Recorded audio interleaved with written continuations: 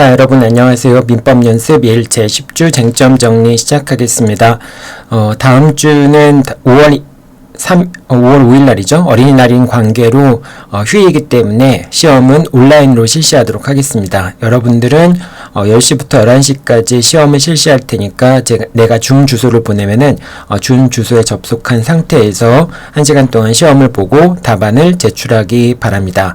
그리고 특히 다음 주 5월 5일 날 시험 보는 내용들은 이게 중간시험과 별도로 채점을 하도록 하겠습니다. 그러니까 여러분들 잘 준비해서 시험에 응시하기 바랍니다. 자, 일단 이번 주에는 명의신탁에 대해서 살펴보는데요. 명의신탁은 시험 문제에 자주 출제되는 부분이기도 하죠. 하나씩 내용 살펴보겠습니다. 먼저 명의신탁이 유효한 경우인데요. 자, 명의신탁이 유효한 경우는 명의신탁에 해당하지 않는 경우들이 있겠죠. 타인 명의로 소유권 이전 등기를 했지만은 그것이 명의신탁에 해당하지 않는 경우들이 있는데요. 어떤 경우가 그러냐? 담보 목적으로 소유권 이전 등기를 한 경우, 또는 가등기를 한 경우, 그 다음에 구분 소유적 공유 같은 경우에, 또는 신탁법에 따른 신탁 등기 같은 경우에는 타인의 명의로 소유권 이전 등기가 되어 있다 할지라도 이 경우는 명의신탁에 해당하는 경우가 아니기 때문에 유효한 경우라고 볼 수 있습니다. 그 다음에 조세포탈이나 강제집행 면탈, 법령 회피의 목적 없이 다음과 같은 경우에는 명의신탁을 할 수 있는데요. 종중 명의신탁이 있고요. 종중의 구성원들한테 명의신탁하는 거, 또는 배우자한테 명의신탁하는 거, 또는 종교단체의 경우에 이제 보통 교회에서 목사님한테 명의신탁한다든지 이런 경우에는 명의신탁이긴 하지만은 유효하다라고 생각하면 되겠습니다. 자, 명의신탁이 유효한 경우에 대내적인 법률관계는 신탁자만이 소유자가 되고요. 신탁자가 소유자, 대내적으로는 신탁자가 소유자고요. 수탁자는 소유자가 아니기 때문에 수탁자의 점유는 타주점유라고 얘기할 수 있습니다. 따라서 수탁자가 20년 이상 점유한다고 하더라도 취득시효를 주장할 수는 없습니다. 자, 명의신탁의 대외적으로는 당연히 수탁자만이 소유자가 됩니다. 따라서 수탁자만이 방위배제 청구권과 부당이득 반환 청구권을 행사할 수 있고요. 신탁자는 대외적으로 소유자임을 주장할 수 없기 때문에 방위배제라든지 부당이득 반환 청구권을 행사할 수는 없게 됩니다. 자, 양자간 명의신탁 살펴보도록 하죠.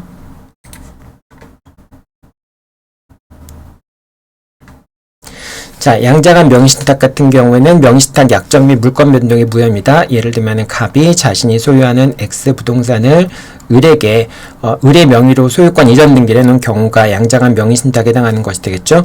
이 양자간 명의신탁에서 수탁자는 당연히 소유권을 취득할 수 없고요. 당연히 하지만 명의신탁 약정 자체가 반사회질서의 법률행위에 해당하는 것은 아닙니다. 따라서 갑은 을 명의의 등기가 무효이기 때문에 수탁자 명의의 등기가 무효이기 때문에 을에게 등기의 말소를 청구할 수 있습니다. 만약에 명의신탁 약정이 반사회질서의 법률행위에 해당하는 것이라면은 갑이 을에 대해서 등기의 말소를 청구할 수 없겠죠. 불법원인 급여에 해당하기 때문에. 하지만 판례는 명의신탁 약정이라고 해서 당연히 자동적으로 불법원인 급여가 반사회질서의 법률행위가 되는 건 아니기 때문에 갑이 을에게 등기의 말소를 청구하는 것도 가능하다. 즉 불법원인 급여는 아니다라고 보고 있습니다. 자, 이 경우에 제3자 보호 규정이 있죠. 따라서 수탁자가 제3자한테 신탁재산을 빼돌리는 경우에는 제3자는 선의 악의와 상관없이 보호가 되죠. 다만 제3자가 수탁자의 배임행위에 적극적으로 가담했다라고 한다면은 병과 을 사이의 계약이 무효가 됩니다. 자, 여기서 병이 적극적으로 가담했다라고 하는 것은 우리 이중매매의 법리와 유사하게 생각하면 되겠죠. 을이 수탁자로서 신탁재산을 반환해야 되는 물론 이제 명의신탁 약정은 무효지만 신탁재산을 반환해야 되는 지위에 있는 사람인데 그런 사람이 이걸 제3자한테 빼돌리게 되는 거는 배임행위에 되고요. 배임행위에 해당하고요. 거기서 병이 배임행위를 적극적으로 유도했다라고 한다면은 적극적으로 가담한 것이 되기 때문에 을과 병 사이의 매매계약은 무효가 된다. 반사회질서의 법률행위로서 무효가 되겠죠. 자, 이때 제3자의 적극 가담 여부를 판단할 때 제3자가 그냥 매수인으로서 을로부터 매수했는가라는 부분, 즉 을과 병 사이의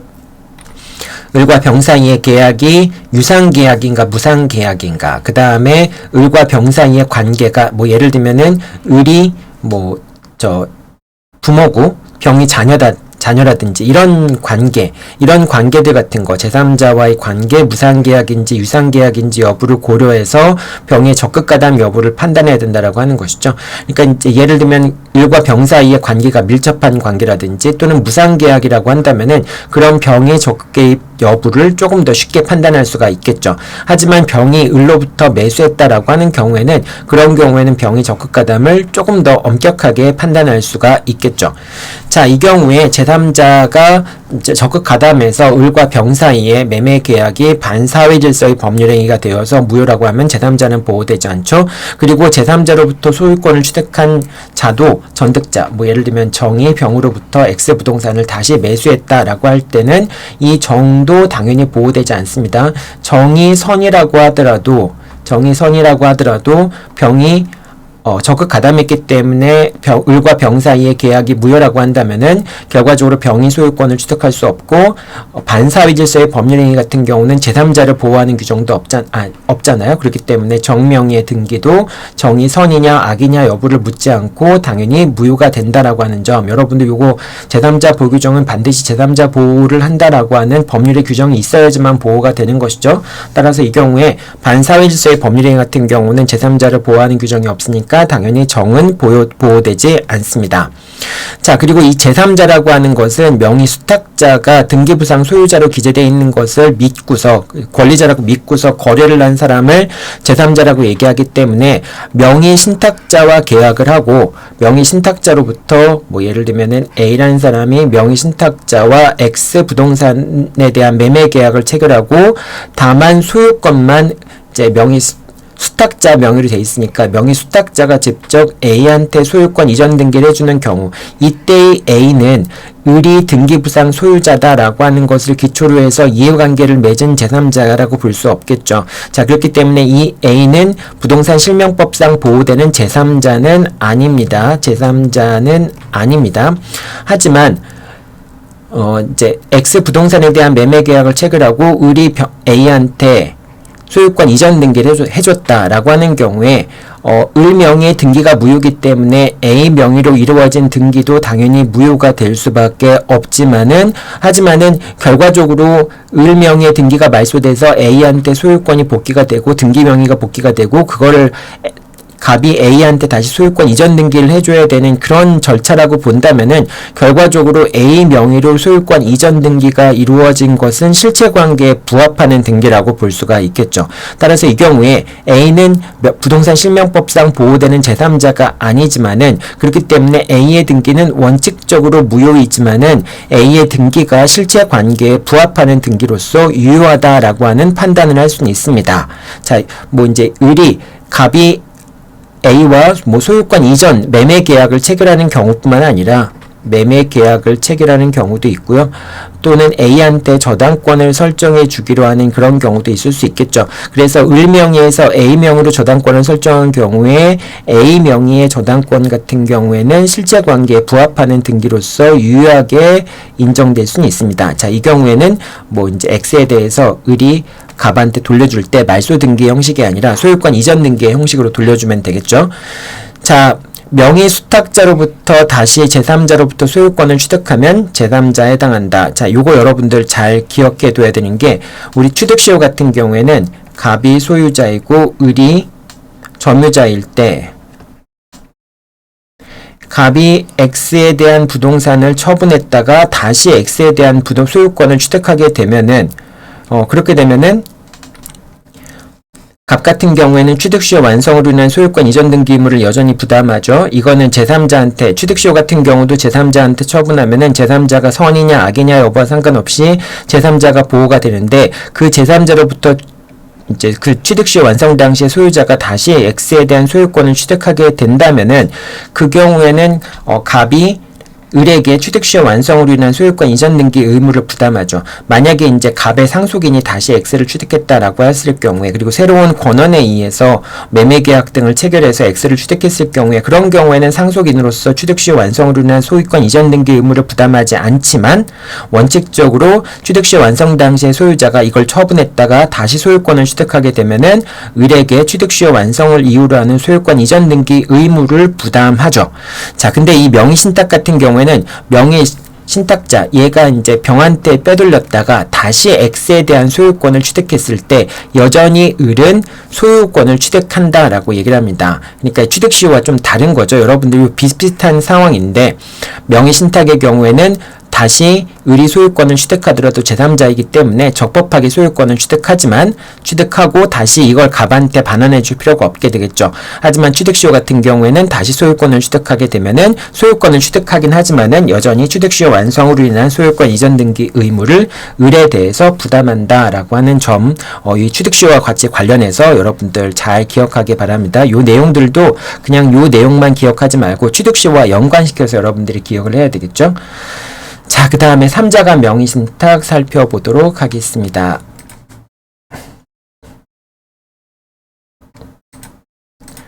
자, 3자간 명의신탁 같은 경우는 이제 갑이 있고요.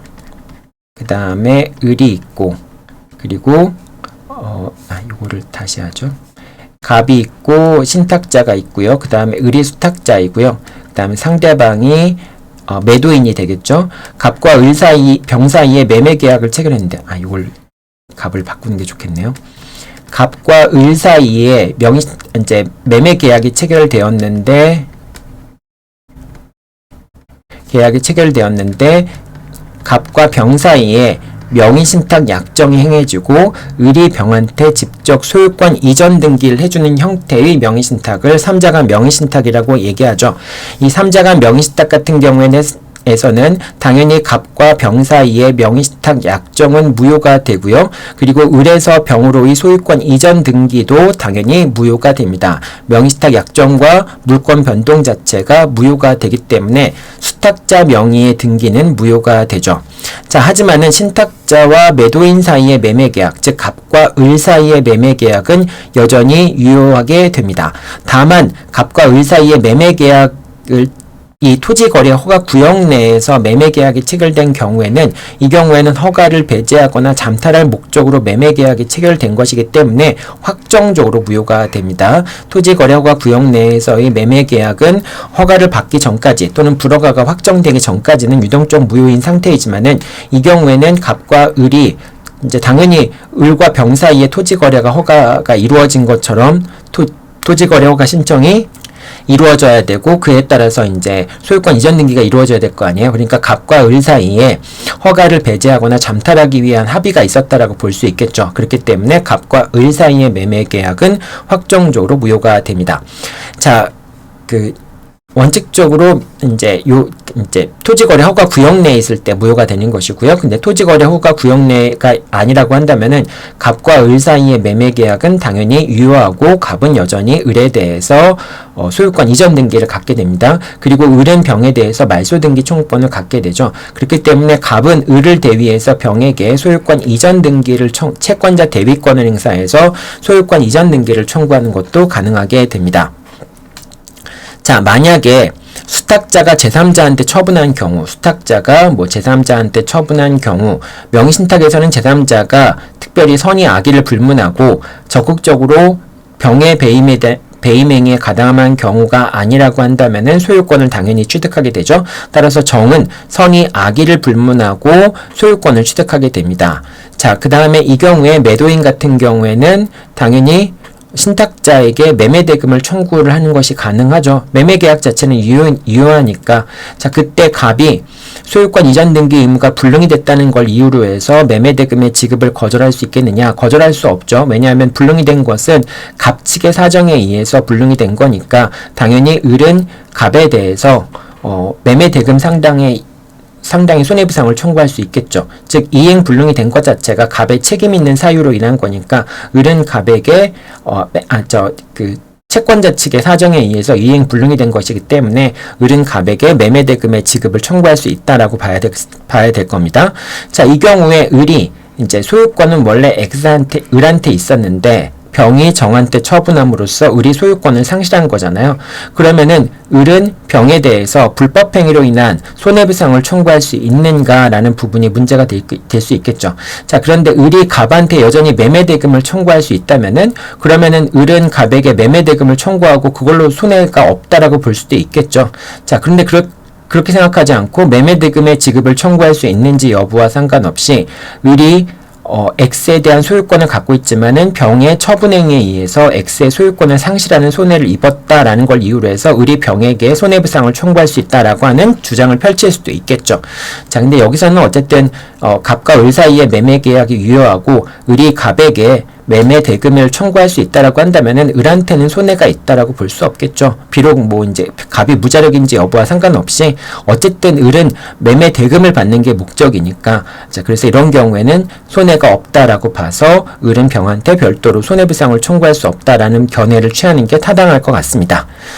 자, 그 다음에 신탁자는 수탁자에게 만약에 이제 병이 정한테 처분을 해서 결과적으로 이제 을이 갑한테 매매대금을 청구하면은 갑이 을한테 매매대금을 지급하게 되면은 결과적으로 갑은 매매대금만 지급하고 X에 대한 소유 권리를 취득하지 못하게 되는 결과로 되잖아요. 자, 그럴 때 갑은 병에 대해서 매매대금 상당의 부당이득 반환 청구권을 행사할 수 있습니다. 왜냐하면 결과적으로 병이 정으로부터 매매대금을 얻었을 거 아니에요. 그러니까 X 부동산을 매도하고 매매대금 상당을 얻었을 테니까 그 병이 얻은 매매대금 상당에게 해당하는 것을 갑이 부당이득으로 반환 청구할 수 있게 됩니다.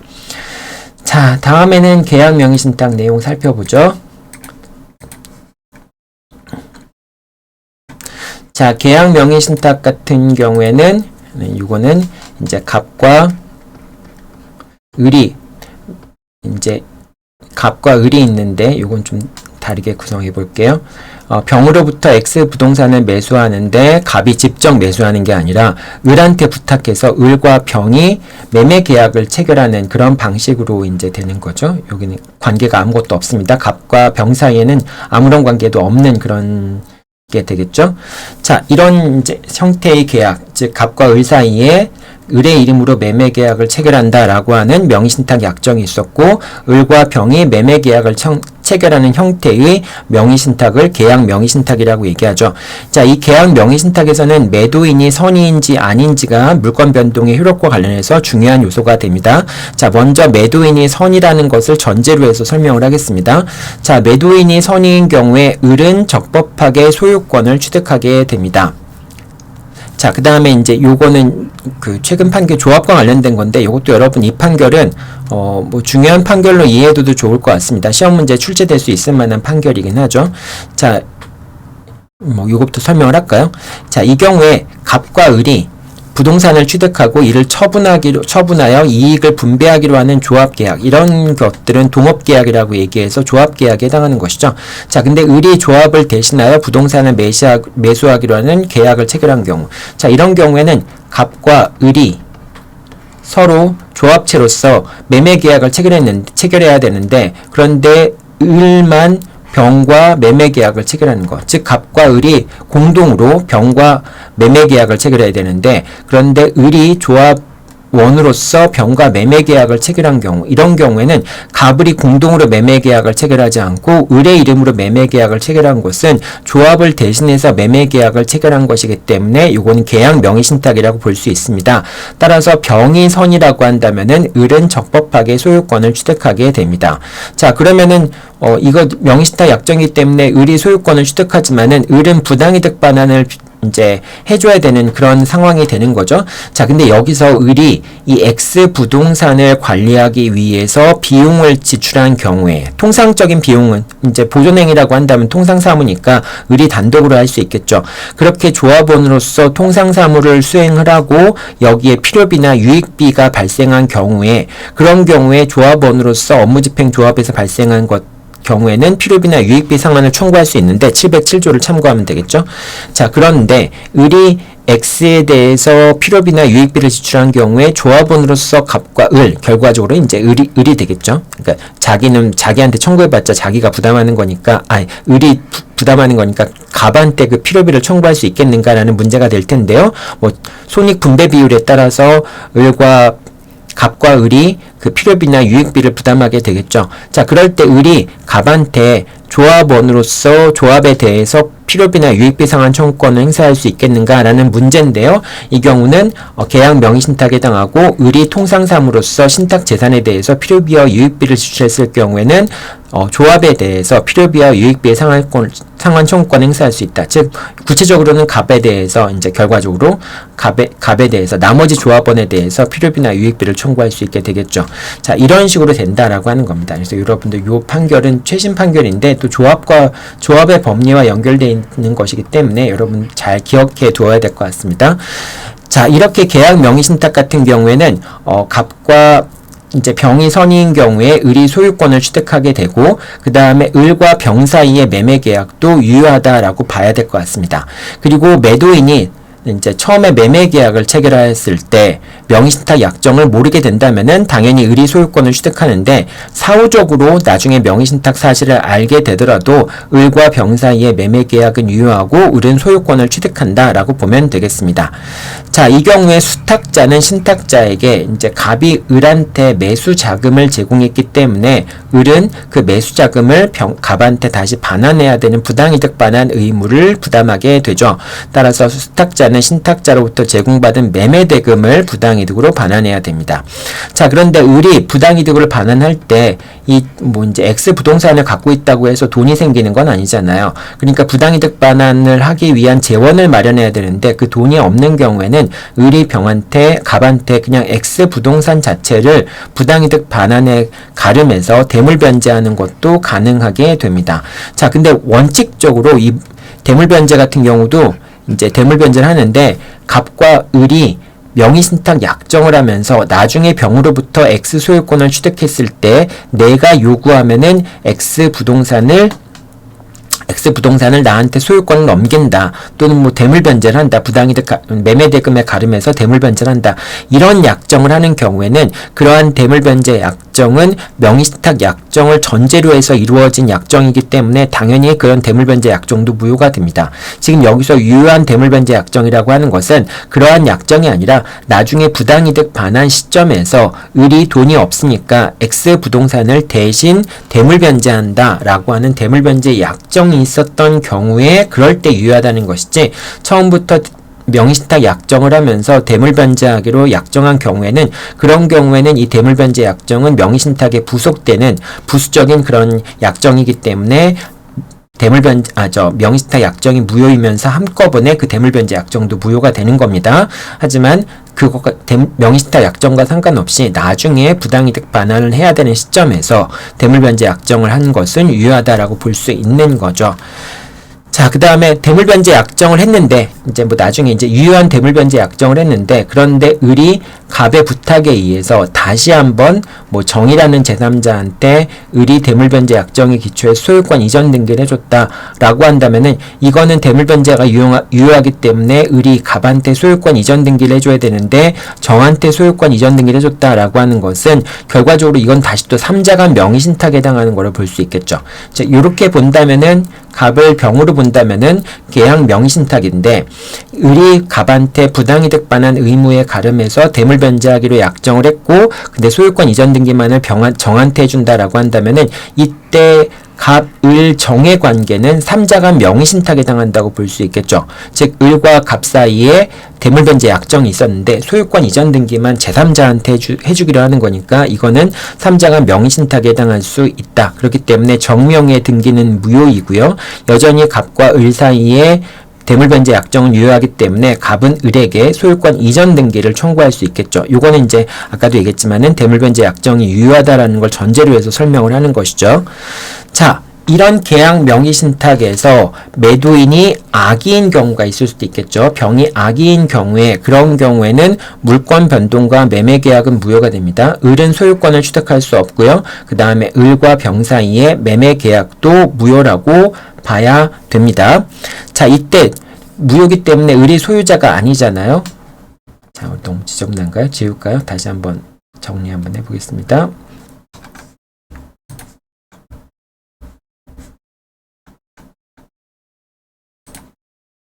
자, 갑과 을이 했고요. 병과 매매 계약을 체결한 경우, 이제 이 병이 악의인 경우에 을은 소유권을 취득할 수 없고 X에 대한 소유권을 취득할 수 없고 을과 병 사이의 매매 계약은 무효라고 봐야 되겠죠. 자, 그런데 이 수탁자가 결국 을이 소유권이 없음에도 불구하고 제3자한테 정한테 처분한 경우에 정은 선이 악의를 불문하고 제3자로서 보호되기 때문에 소유권을 취득하게 되죠.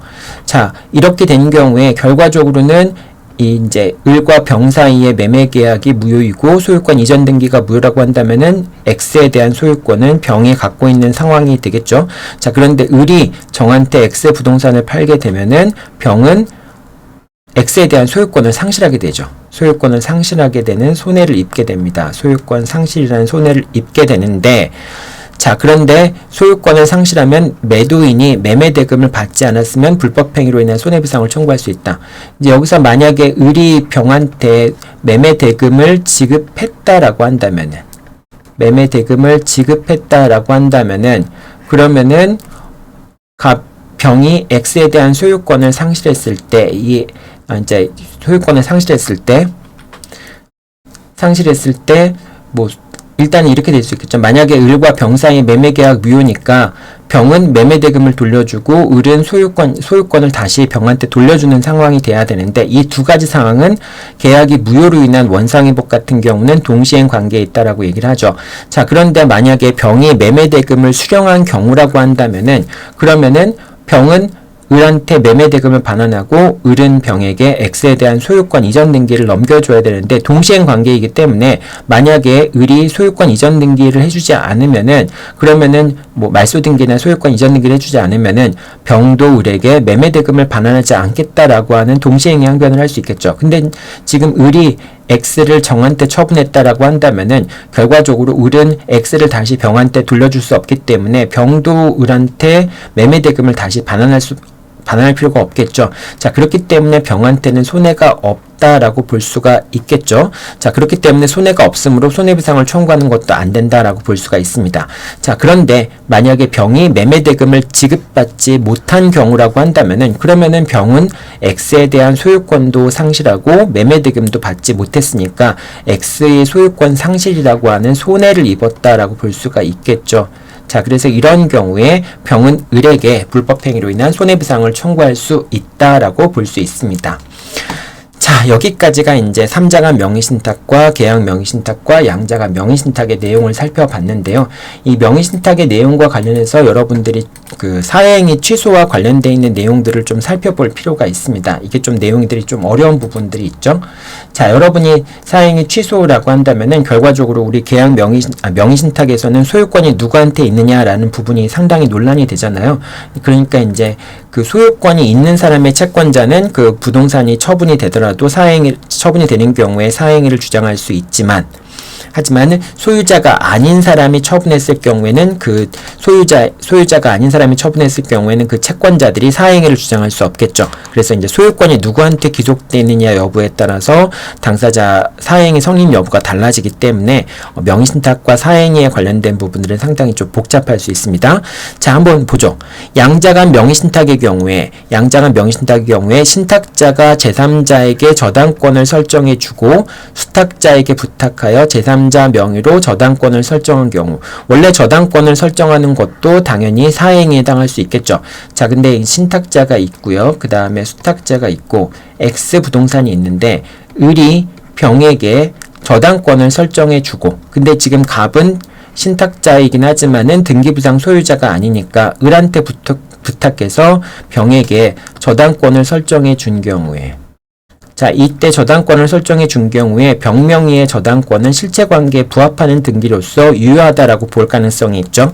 자, 그랬을 때 갑의 채권자가 병명의의 저당권이 설정된 것을 사행위를 이유로 해서 갑의 채권자 뭐 A가 있다라고 한다면은 갑이 이제 수익자가 병이 되겠죠. 병을 상대로 해서 갑과 병 사이의 저당권 설정 계약을 사행위로 취소하고 병명의의 등기에 말소를 청구하는 것이 가능하겠는가라는 건데, 이거는 가능하겠죠. 왜냐하면 지금 양자간 명의신탁의 경우에는 명의신탁 약정이 무효이니까 X에 대한 소유권이 지금 갑한테 있다라고 볼 수 있겠죠.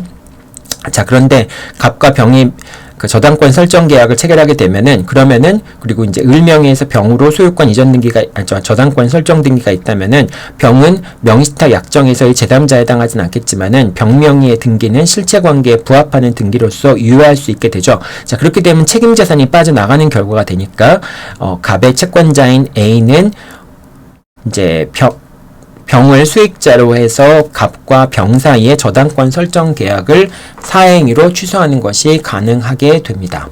자, 그런데 수탁자가 신탁자에게 신탁재산을 반환하는 것이나 또는 을이 병에 대해서 저당권을 설정해 주는 것이나 또는 을이 X에 대한 소유권을 갑한테 돌려주는 것이나 이런 경우에는 이게 지금 명의신탁 약정이 무효이기 때문에 을의 소유재산이 아니잖아요. 그렇기 때문에 을의 채권자는 을이 병한테 저당권을 설정해 주거나 또는 을이 처분행위를 하거나 또는 을이 갑한테 다시 X의 부동산을 돌려주거나 이런 것들이 다 사행이라고 주장하는 건 안 된다라고 하는 겁니다. 왜냐하면 이 X라고 하는 거는 양자간 명의신탁에서 X는 을의 재산이 책임 재산이 아니기 때문에 그런 것이죠.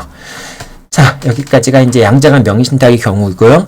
그 다음에 3자간 명의신탁의 경우에는 자, 수탁자가 처분행위를 한 경우 갑이 있고요. 3자간 명의신탁에서는 을과 명의신탁 약정이 있었고 여기서 아까 바뀌긴 했는데 갑과 을 사이에 이제 매매 계약이 체결되고 소유권 이전 등기만 을의 명의로 된 경우에 자, 이 X는 을의 책임 재산이 아니죠. 을과 병과 정 사이에 소유권 이전 등기가 무효이기 때문에 그런 것이죠. 자, 따라서 이제 을은 소유자가 아닌데 수탁자의 처분행위는 수탁자의 채권자에 대한 관계에서 사행에 해당하지 않습니다. 즉 을이 제3자한테 X 부동산을 팔았다, 매도했다라고 했을 때 이 X는 어차피 을의 소유가 아니잖아요. 을의 소유가 아니기 때문에 을의 채권자 A는 정을 상대로 해서 사행의 취소송을 제기할 수 없습니다. 왜냐하면 책임재산의 감소가 없었기 때문에 그렇죠. X는 을의 책임재산이 아니니까 X를 정한테 처분했다고 해서 이게 사행위가 되지 않는다라고 볼 수 있겠죠. 자, 그래서 이런 경우에 사행위가 성립하지 않는데 이제 요거는 지금 을의 채권자가 사행위를 주장하는 경우가 그런 것이고요. 자, 갑의 채권자가 사행위를 주장할 수 있겠느냐라는 부분이 이제 문제가 될 수가 있습니다. 자, 먼저 다시 그림을 한번 그려봐야 되겠네요. 자, 일단은 원칙적인 모습이라고 얘기하긴 그렇지만은 한번 좀 이제 요 채권자 대입관을 활용한 경우를 한번 볼게요. 자, 갑이 신탁자, 을이 수탁자, 병이 매도인이죠. 갑과 병 사이에 매매 계약이 있었던 것이고요. 소유권 이전 등기가 을한테 있었던 경우, 소유권 이전 등기가 있었지만은 당연히 을 명의의 등기는 무효인 경우이죠. 자, 그때 이 경우에 갑은 병을 대위해서 을의 등기를 말소하고 그 다음에 병을 상대로 해서 소유권 이전 등기를 청구해서 X에 대한 소유권을 취득할 수 있겠죠. 자, 그러면은 갑의 채권자인 A가 있다라고 한다면은 이 A는 책임재산을 보존하기 위해서 채권자 대위권을 행사할 수 있겠죠. 자, 그럼 어떻게 채권자 대위권을 행사하냐? 을은 갑을 대위해서 이제 갑이 병을 대위해서 을에게 말소 등기 청구할 수 있는 권리가 있죠. 채권자 대위권을 행사해서 말소 등기를 청구할 수 있는 권리가 있는데 이걸 다시 채권자 대위권 행사할 수도 가능하죠. 자, 그렇기 때문에 A는 갑이 병을 대위해서 을에게 등기의 말소를 청구할 수 있는 권리를 대위 행사하고 첫 번째, 그 다음 두 번째로는 갑은 A를 대위해서 채권 같은 게 있으니까 피보존 채권이 있다라고 하고 병이 무자력이라고 한다면은 또는 특정 채권 보존을 위한 목적으로 채권자 대위권 행사한다면은 A는 갑을 대위해서 다시 병에게 소유권 이전 등기를 청구한 다음에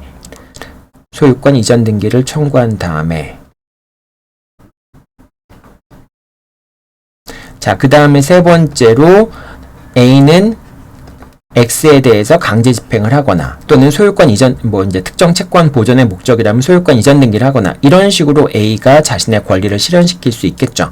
자, 그러니까 이런 경우에는 세 번 권리를 행사하게 되는데 A가 갑을 대위해서 이제 병을 대위해서 을에게 등기를 말소를 청구하고 채권자 대위권을 다시 대위 행사해서 을 명의 등기를 말소하고 또 A는 갑을 대위해서 병에게 소유권 이전 등기를 청구하게 되고, 그리고 갑 명의로 소유권이 들어오게 되면은 그때 A는 강제 집행을 하거나 또는 뭐 특정 채권의 보존을 목적으로 한다면은, 즉 X를 A한테 팔았다면은 소유권 이전 등기를 청구하는 방법으로 자기의 권리를 만족을 얻게 됩니다. 자, 근데 이거는 이제 채권자 대위권 행사하는 방법인데, 이 방법을 이제 채권자 취소권을 통해서도 달성을 할 수 있습니다. 자, 어떻게 달성을 할 수 있느냐?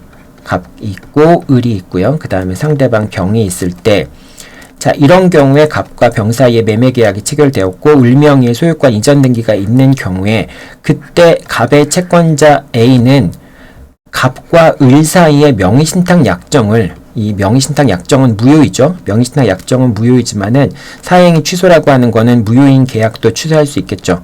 이 명의신탁 약정을 사행위로서 이걸 사행위라고 주장하면서 이 명의신탁 약정을 취소라는 겁니다. 사행위 취소. 그러니까 명의신탁 약정의 관점에서 본다면 을이 수익자가 되겠죠. 갑이 채무자가 되고 을이 수익자가 되겠죠. 그래서 A는 을을 수익자라고 해서 갑과 을 사이의 명의신탁 약정을 사행위로 취소하는 겁니다. 이걸 취소하는 겁니다. 이 갑과 을 사이의 명의신탁 약정을 사행위로 취소하게 되면은 결국 원상회복으로서 을 명의의 등기의 말소를 청구할 수 있게 되겠죠. 자, 사행위 취소는 두 가지, 형성회소와 이행회소가 결합된 거니까 결과적으로 A는 을을 상대로 해서 사행위의 취소와 그 다음에 을 명의의 등기의 말소를 청구하는 소를 제기하겠죠. 자, 그러면은 만약에 사행위가 인정이 되어서 뭐 이제 갑이 무자력이고 뭐 그 다음에 사행위 취소 같은 경우는 특정 채권 보존을 위해서 할 수 없으니까 이제 X를 책임재산으로 보존하기 위해서 사행위 취소를 한다라고 한다면은, 그럼 갑이 무자력이고 그 다음에 을에게 무자력임에도 불구하고 명의신탁 약정을 체결했다, 이런 것 때문에 그 명의신탁 약정을 사행위로 취소하게 되는 거죠. 자, 이렇게 취소하게 되면은 결국 사행위가 성립돼서 사행위가 취소가 되고 그 다음에 원상회복으로서 을 등기가 말소가 된다면은 결과적으로 X는 병의 명의로 다시 돌아오게 되죠. 자, 그렇게 되면은 A는 다시 갑을 대위해서 이제 병에게 갑의 명의로 소유권 이전 등기를 하도록 청구할 수 있게 되고요. 그래서 이제 X가 갑의 명의로 돌아오게 되면은 A가 요 X에 대해서 경매를 신청하는 방법으로 강제 집행을 하는 방법이 있습니다.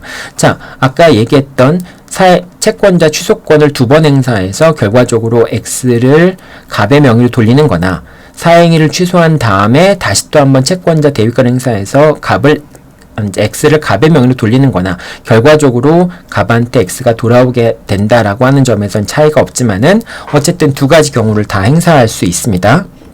자, 두 가지 경우가 다 행사가 가능한데 문제는 차이점이 있죠. 두 가지 경우가 차이점이 있는데 어떤 차이점이 있느냐? 다시 한번 그려볼게요. 을이 있고 그 다음에 병과 매매 계약을 체결했고 갑의 채권자가 있고, 자, 이런 경우에 이제 A가 을을 상대로 해서 사행위 취소를 한 다음에 갑을 대위해서 병에게 소유권 이전 등기를 하는 방법, 사행위를 취소하고 등기를 말소한 다음에 갑을 대위해서 병에게 소유권 이전 등기를 청구하는 방법도 있고, 또는 채권자 대위권을 행사해서 을 명의의 등기를 말소한 다음에 다시 또 한번 채권자 대위권 행사해서 갑에서 병으로 소유권 이전 등기가 되도록 하는 방법, 그런 방법으로 갑에게 책임재산이 귀속되도록 하는 방법이 있는데, 이 두 가지 방법은 결론적으로는 갑이 X에 대한 책임재산으로서의 소유권을 회복한다라고 하는 점에서는 차이가 없는데, 가장 결정적인 차이는 전득자가 있는 경우입니다. 을이 정에게 매도를 했을 경우에 만약에 명의신탁 관점에서 본다면은 정은 선의이건 악이나 상관없이 소유권을 취득하게 되죠. 소유권을 취득하게 됩니다. 자, 따라서 만약에 정의 명의로 소유권 이전 등기가 있다면은 갑은 을한테 말소 등기를 청구할 수 있지만 정한테는 말소 등기를 청구할 수 없죠. 자, 그렇기 때문에 A는 갑을 대위해서 병을 대위해서 정에게 등기의 말소를 청구할 수 없게 됩니다. 결과적으로 이제 을한테도 말소 등기를 청구할 수 없게 되겠죠. 정의 소유권을 취득하게 되면은. 자, 그렇기 때문에 채권자 대위권 행사하는 경우에는 갑을 대위해서 병을 대위해서 정에게 등기의 말소를 청구할 수 없게 되기 때문에 결과적으로 채권자 대위권을 행사하는 방법에 의해서는 X 부동산을 다시 갑의 책임 재산으로 귀속시키는 것은 어렵게 되죠. 자, 그런데 사행위 취소의 경우에는 지금 을이 수익자고 정이 전득자잖아요. 정이 전득자이기 때문에 A는 수익자나 전득자를 상대로 해서 사행위 취소송을 제기를 할 수 있죠. 자, 그렇게 되면은 수익자나 전득자를 대상으로 사행위 취소를 소송을 제기한다면은 을과 갑 사이에, 갑과 을 사이에 명의신탁 약정을 사행위로 취소하고 그 다음에 을 또는 정의를 상대로 해서 수익자 또는 전득자를 상대로 해서 사행위 취소송을 제기할 수 있으니까 을 또는 정의 사행에 있어서 악이라고 한다면은 악이라고 하는 점이 입증이 된다면은 을과 정을 상대로 해서 원상회복을 청구할 수 있죠. 자, 이거는 사행위 취소이기 때문에 을과 정이 악이라고 한다면은 을과 정을 상대로 해서 등기의 말소를 청구할 수 있게 되고요.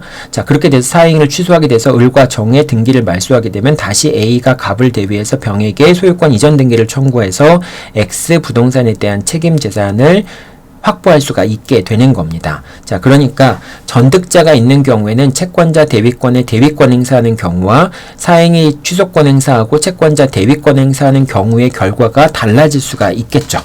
자, 어쨌든 이 두 가지 권리, 이 제3자만, 그러니까 이제 수탁자가 제3자한테 처분하지 않은 경우는 어떤 방법을 쓰든지 차이는 없지만은 만약에 수탁자가 제3자한테 처분을 했다. 그래서 제3자가 소유권을 취득했다라고 하는 경우에는 이 경우에는 채권자 대위권을 사용하느냐 또는 채권자 취소권을 행사하느냐에 따라서 책임재산이 갑한테 복귀될 수 있는지 여부가 달라진다라고 생각하면 되겠습니다. 그래서 여러분들 여기 설명해 놓은 내용들, 명의수탁자를 상대로 수익자로 하여서 명의수탁을 사행위로 취소하고 원상회복의 방법으로 수탁자 명의의 등기를 말소하는 거 가능하다라고 얘기했죠.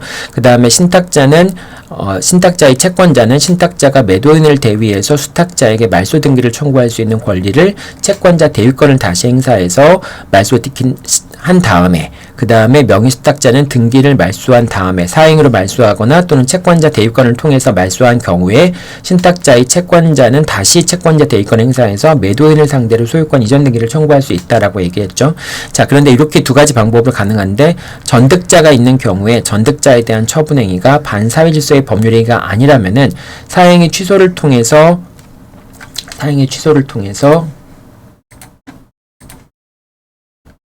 전득자가 악의인 경우에만 전득자의 등기를 말소 청구할 수 있고요. 채권자 대위권 행사에서는 전득자에게 등기의 말소를 청구할 수는 없죠. 그래서 이제 두 가지 채권자 대위권 행사에서 책임재산을 복귀시키는 경우와 사행위를 통해서 책임재산을 복귀시키는 두 가지 경우가 다르다라고 여러분들이 생각하면 되겠습니다. 이 내용들은 조금 복잡한데요. 이게 변호사 시험에서는 한 번은 채권자 대위권을 행사해서 책임재산을 복귀시키는 경우에 문제가 나왔었고요. 또 한 번은 이 명의수탁 약정의 경우에 사행위 취소에 의해서 책임재산을 복귀시키는 그런 문제가 나왔었습니다. 물론 그 두 가지 문제의 경우에 전득자가 있는 경우를 전제해서 문제를 내진 않았어요. 그래서 복잡하게 되진 않았지만은 어쨌든 전득자가 있는 경우와 없는 경우에 달라질 수 있다라고 하는 점을 여러분들이 잘 구분하기 바랍니다. 자, 계약 명의신탁의 경우에 이제 갑이 있고 그 다음에 갑이 있고 을과 명의신탁 약정을 하고 그 다음에 을이 병과 매매계약을 체결한 경우가 되겠죠. 자, 이 경우에 수탁자는 소유권을 이제 병이 선이라고 한다면은 명의수탁 약정을 알지 못했다라고 한다면 수탁자는 소유권을 취득하게 되죠. 자, 그렇기 때문에 을의 처분행위는 을이 X를 제3자한테 처분했을 경우에 을의 채권자는 이 을의 처분행위를 사행위로 취소할 수 있게 됩니다. 왜냐하면 을의 책임자산이기 때문에 그렇죠. 자, 신탁자가 부동산을 다만 이제 신탁자가 부동산을 제3자한테 처분하고 뭐 예를 들면은 무한테 처분하고 이제 갑이 무한테 처분하고 그 다음에 을한테 부탁해서 이제 을한테 부탁해서 을에서 무의 명의로 소유권 이전 등기가 있었던 경우, 뭐 저당권 설정 등기도 상관없습니다. 자, 이렇게 소유권 이전 등기가 있었던 경우 갑의 채권자인 B가 갑과 무 사이에 처분행위에 대해서 이걸 사행위로 취소할 수 있겠는가? 이건 안 되죠. 왜냐하면 X 부동산은 결과적으로 갑의 책임재산이 아니고 을의 책임재산이기 때문에 을이 처분한 것에 대해서 을의 채권자가 그걸 뭐 등기를 말소한다든지 사행위를 주장한다든지 그런 건 가능하겠지만은 갑의 채권자는 X가 갑의 책임재산이 아니기 때문에 신탁자의 채권자 같은 경우는 사행위를 주장할 수 없게 됩니다. 다만 수탁자의 채권자 같은 경우는 이 재산 자체가 수탁자의 재산이니까 이 재산을 빼돌린 것에 대해서는 이게 만약에 이제 갔을 경우에 뭐 등기가 무효이면 상관없겠지만 유효인 경우에는 책임 재산이 감소할 수 있잖아요. 자, 그렇기 때문에 수탁자의 채권자는 사행위를 주장해서 이제 물을 상대로 해서 등기의 말소를 청구할 수 있게 됩니다. 자, 오늘은 명의신탁에 관련된 내용들 쭉 한번 살펴봤는데요. 특히 이제 명의신탁과 사행위가 결합하게 되면 사행위도 어렵지만은 명의신탁 자체와 결합하게 되면 더 어렵게 느껴질 수밖에 없겠죠. 그래서 여러분들 잘 이 부분 예습하고요. 특히 이제 그 3자가 명의신탁의 경우에 사행위를 취소할 수 있는 부분들, 이런 부분들도 잘 여러분들이 이제 공부해야 되고요. 아까 이 부분은 여러분들이 그냥 설명만 들어서는 이해할 수 없고 여러분이 직접 한번 문제를 머릿속에 시뮬레이션을 해보면서 어떤 경우에 사행위가 성립할 수 있는지 이런 부분들을 잘 머릿속에 이제 그려봐야 되겠죠. 그래야지만 나중에 시험 문제가 나오면은 그 문제를 풀 수가 있을 겁니다. 그냥 단순히 머릿속으로만 이해했다라는 것만으로는 여러분들이 문제를 풀 수 없어요. 이제 사안을 직접 여러분들이 구성해 보거나 이제 어떤 당사자들을 머릿속에 염두에 두고 시뮬레이션 직접 돌려보는 방식으로 여러분들이 문제를 이해해야지만 그래야지만 시험 문제가 나오면은 문제를 풀 수 있습니다. 네, 여러분들 수고 많았고요. 연휴 즐겁게 보내면서 어쨌든 다음 주 또 시험 실시하니까 잘 준비하기 바랍니다. 네, 수고했습니다.